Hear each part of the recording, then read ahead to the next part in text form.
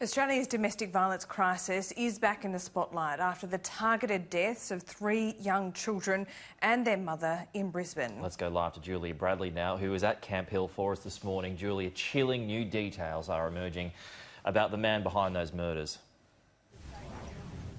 Well, it's been revealed that former New Zealand Warriors player Rowan Baxter was under a domestic violence order. Now, this is the man that doused his family SUV in petrol and set it alight on Wednesday morning, killing his 3 young children, Aaliyah, Leanna and Trey, then taking his own life, and his estranged wife then succumbing to her injuries in hospital later that night. So it has been revealed he was under a domestic violence order, that he broke that last month and that he was due to face court in March.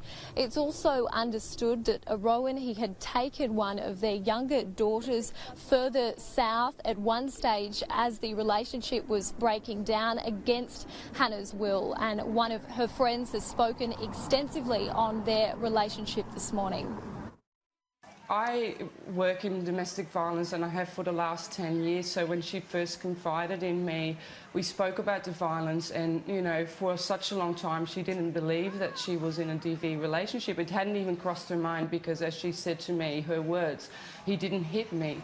I then started unpacking with her, you know, the emotional abuse, sexual abuse, so it was all of that.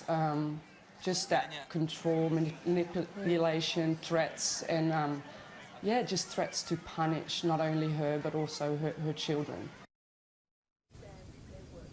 And tributes are still continuing to flow here at Camp Hill. Teddy bears, cards, flowers. As you can see behind me, the community still struggling to come to terms with what has happened. It's really thrust Australia's issue of domestic violence well and truly back into the spotlight. The state's police commissioner revealing that the force deal with up to 200 domestic violence cases almost every day. And today, the Red Rose Foundation, they will be running a march through Brisbane's CBD to remember domestic violence victims.